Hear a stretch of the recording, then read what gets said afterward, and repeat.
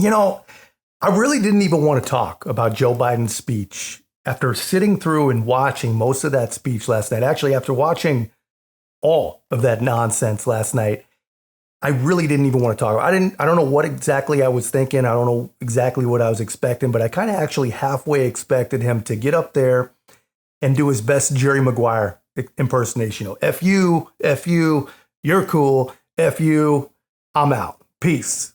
I halfway, no BS, I expected that. You know, instead, we got the same old hopped up and seemingly injected, crazy, angry old Joe Biden, just basically going through his greatest hits of unhinged lies. And I'm going to show you a few, but guys, keep in mind, this is brought to you by the same people who say that Donald Trump is a liar.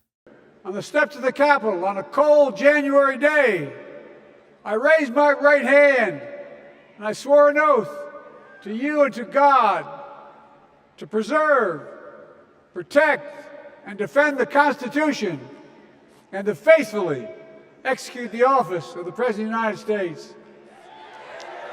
In front of me was a city surrounded by the National Guard. Behind me, a Capitol that 2 weeks before had been overrun by a violent mob.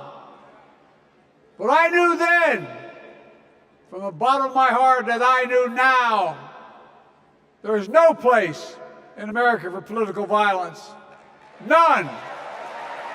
All right, so the hilariously ironic thing here is he can say all he wants, that there is no place for political violence, right? He says none, there's none.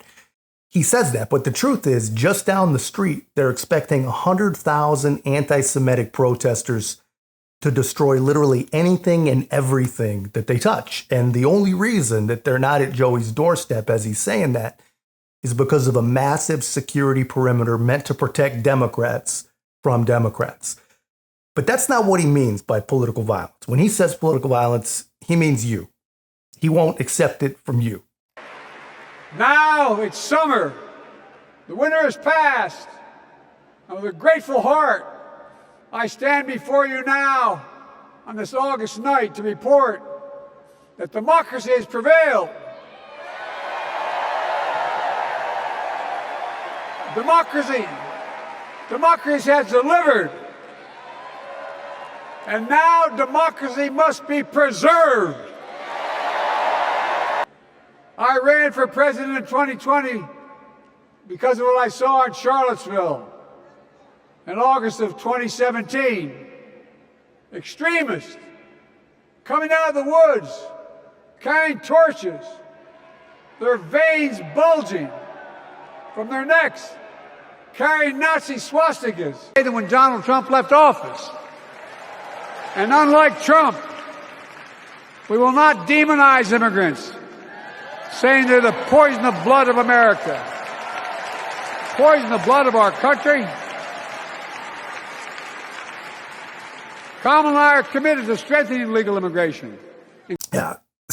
Same old Charlottesville lie, same old repeatedly debunked lazy Democrat lie, right? But to his credit, he followed that lie with some truth. He says he and Kamala are committed to strengthening illegal immigration. And that is, without a doubt, a fact.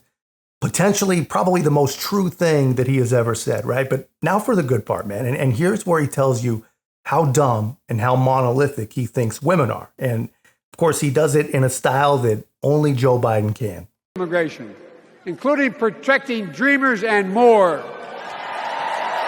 Women are not without electoral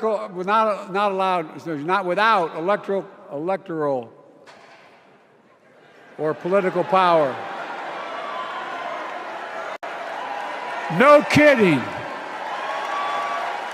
Yeah. This is probably the last actual real public appearance that we're going to see from Joe Biden, man. And honestly, it kind of reminds me of like a tired old has-been musician still touring off songs from 40 years ago, right? This is what you get with Joe Biden. And this, of course, is exactly why they relegated him to like midnight Eastern time on day one of their convention. And it's exactly why they chased him out of town in the first place. I mean, the guy's disgusting, man. I mean, those clips right there, that's about as much as I could handle reliving, right? But some of his other whoppers, man, were inflation is down. The economy is actually working from the bottom up and middle out. And my favorite was that he and Harris plan to build 500,000 electric vehicle chargers by 2030, right? And so far, just so you know, they've actually built 8.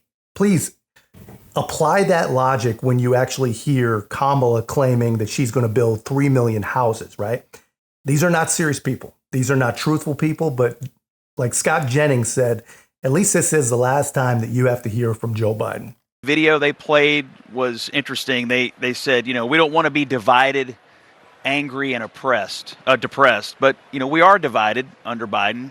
The American people, 70% think we're off on the wrong track. We are angry, and a lot of people do feel economically depressed. So that was their effort to try to divorce her from the feelings in the country.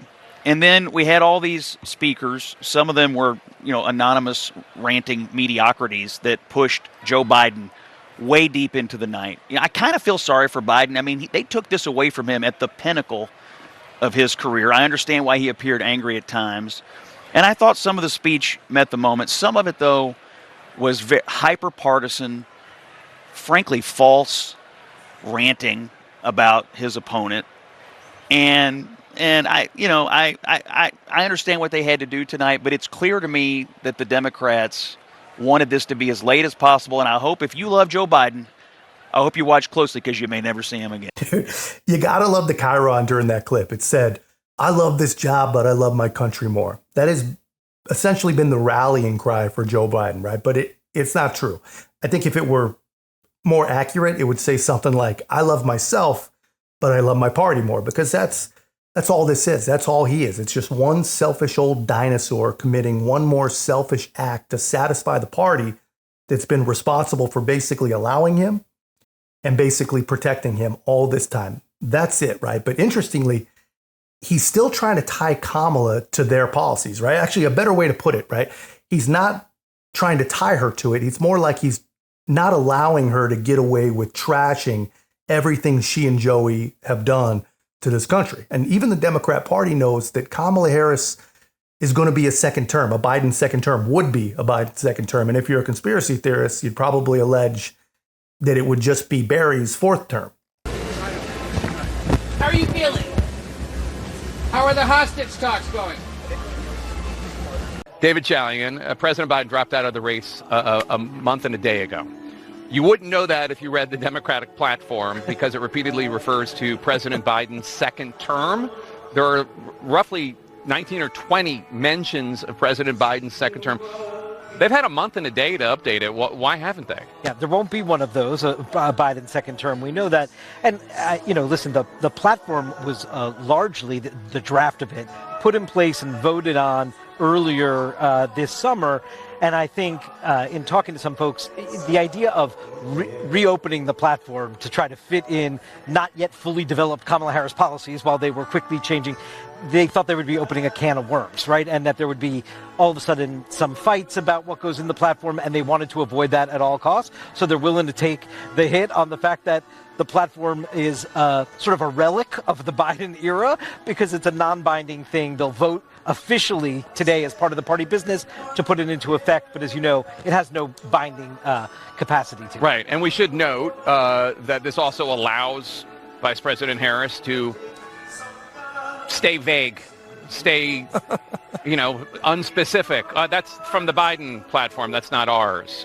Can you even believe that, man? These people are so lazy and so just running on vibes and fraudulent fakery that they won't even change the letterhead, man. They won't even change the literature regarding the Democrat platform. They don't even want to put Kamala's name in the document, right? Because they know that the second they do that, they'll have to answer for and explain all the harebrained, extreme, far-left policies that come with Kamala Harris. I mean, it's amazing stuff, man. It's crazy to watch. And I cannot believe that we have to watch 3 more days of this junk, but should be interesting, man. That's all I got, guys. Let me know your thoughts in the comments. If you haven't already, be a part of our growth. Make sure to like, comment, subscribe. Most importantly, share the channel.